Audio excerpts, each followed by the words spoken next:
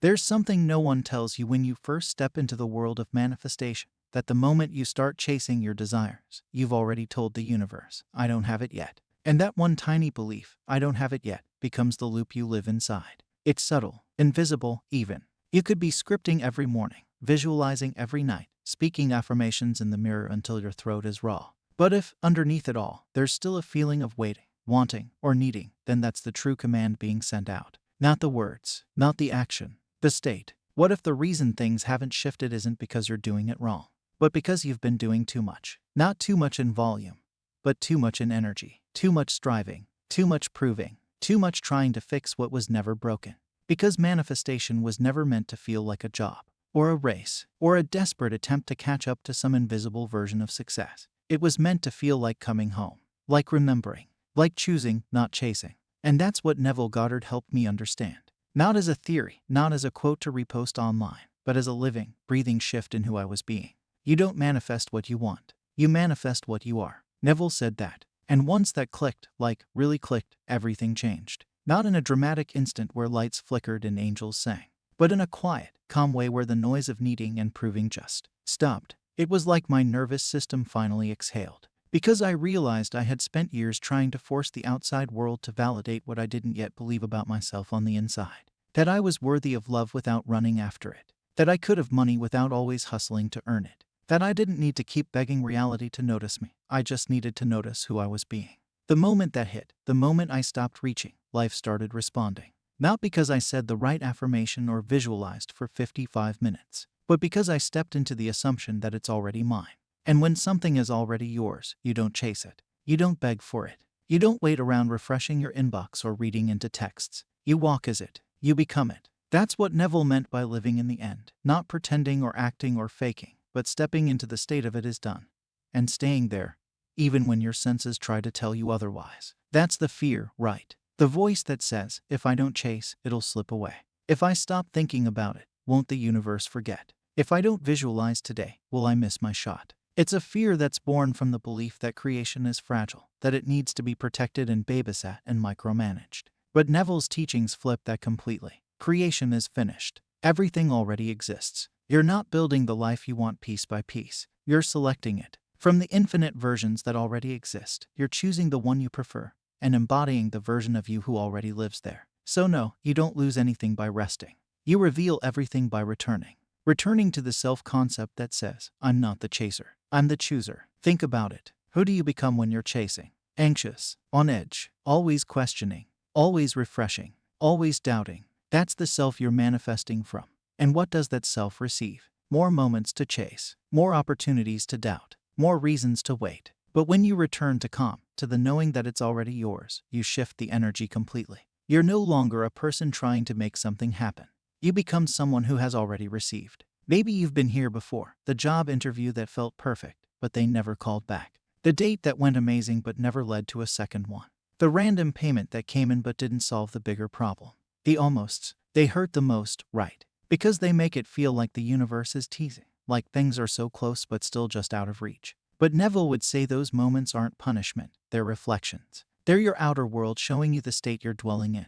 Not what you're asking for, not what you're journaling about, but what you're truly assuming to be true when no one is watching. Those almosts are the echo of I don't have it yet still lingering in the background. And when you live from that echo, even subtly, life will keep showing you versions that feel close but not quite. Because reality is obedient. It listens, not to your words, but to your identity. So if the identity underneath it all is still waiting, still doubting, still wondering if it'll ever happen, that's what reality reflects back. Not because you're doing something wrong, but because life mirrors who you believe you are. This is one of the most radical truths Neville ever dropped. That the outer world isn't earned, it's revealed. You don't manifest success by proving you're worthy of it.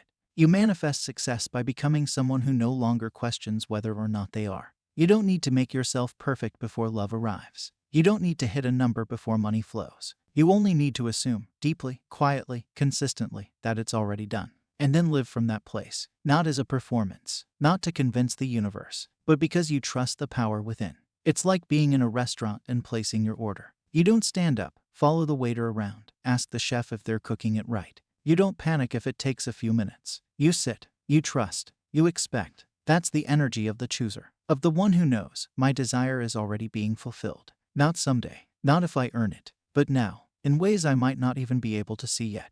The person who chases is still unsure. But the person who chooses, the person who assumes, gets to rest, gets to enjoy, gets to receive. There's a difference between passively waiting and powerfully resting, between giving up and letting go. Neville didn't teach laziness. He taught alignment, that the inner state is the seed and the outer world is the echo. So when you stop doing, it's not because you don't care. It's because you finally believe. You believe you are already the version of you who has it. You believe the reality you want is already yours. So your job isn't to force it into existence. It's to remain faithful to the state of having. That might look like no longer texting first, not out of ego, but out of knowing. It might look like deleting the vision board, not because you gave up, but because you've moved in. It might look like doing less on the outside because you've anchored more deeply within. That's not inaction. That's identity. And it's from that place, that deep stillness, that things finally begin to show up without resistance. Because you're no longer pushing. You're no longer correcting. You're no longer asking if you're doing enough. You are enough. And you've decided, this is who I am now. This is the sentence that snapped something in me. That made me pause mid-scroll and just breathe. Because it was so simple and so piercingly true. What you chase, you declare you don't already have. Think about that. Every time you obsess, analyze, plead, or strategize, the state you're sending out is lack. Even when you're acting from a place of hope, if it's rooted in trying to get something, the message is, it's not mine yet. And life listens. It keeps confirming that belief over and over again. But when you flip the energy, when you stop chasing and start choosing, things shift. Slowly at first, then all at once. You wake up differently. You stop checking your phone for signs. You stop refreshing your bank account in anxiety. You stop waiting for someone to prove your worth back to you. Because you're no longer waiting. You're living from the end. And it's from that end, that certainty, that life begins to shape around you with ease. Not because you earned it, but because you finally stopped trying to. This moment right here, this one, it's not a failure. It's a return. A quiet turning back to what's always been true. That nothing outside of you is the source. That no person, no job, no message, no number can define you. That you've always had the power, not to force life into shape, but to select the version of life that reflects your identity. The deeper you go into Neville's work, the more you realize it's not about doing more. It's about remembering who you are. You were never meant to strive endlessly in search of something that was never lost. You were never required to hustle your way into worthiness. The truth is, your value has always been inherent, untouched by circumstance.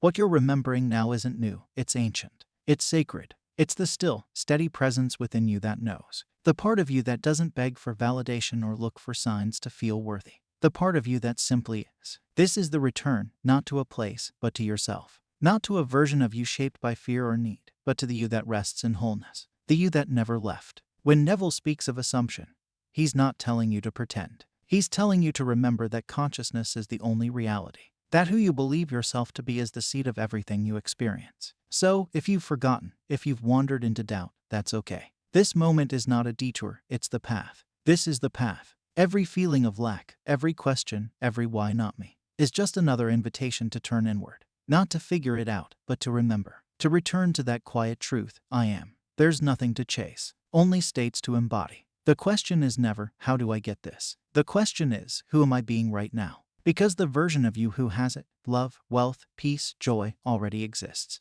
And they're not chasing anything. They're being it. They don't wait for circumstances to change. They don't ask the mirror to smile first. They lead with identity. They lead with belief. They understand that creation isn't about fixing a broken life. It's about selecting a different version of it. And the selection happens the moment you decide to occupy a new state, not because something changed out there, but because you chose it in here. So when your mind wants to spiral, when it tells you to do more, fix more, try harder, pause, breathe, that's not the voice of truth. That's the echo of old programming, the voice that forgot how powerful you are. But you're not lost. You're waking up, slowly, softly. You're returning to the source within you, the place where all assumptions take root. And the more you assume your desired state is already yours, the less you need the outside world to prove it. The less you check, wait, hope, or plead. The more you rest in knowing, not hoping, that you already are what you desire to be. Right now, not someday, not if you fix one more thing. Right now, just because you said so. Because creation obeys the one who knows they are the operant power. Because your assumption, when it is fully believed, is the reality. Because the world mirrors not what you want, but what you are. And when you're being it, you're not waiting. You're not in lack. You're in alignment. And alignment is what collapses time. Alignment is what makes someday irrelevant. Alignment is what turns now into always. I want to hear from you. What state are you choosing to embody today? Who are you deciding to be right now in this moment? Drop it in the comments like a declaration. Say it out loud. Claim it. Let's make this real together.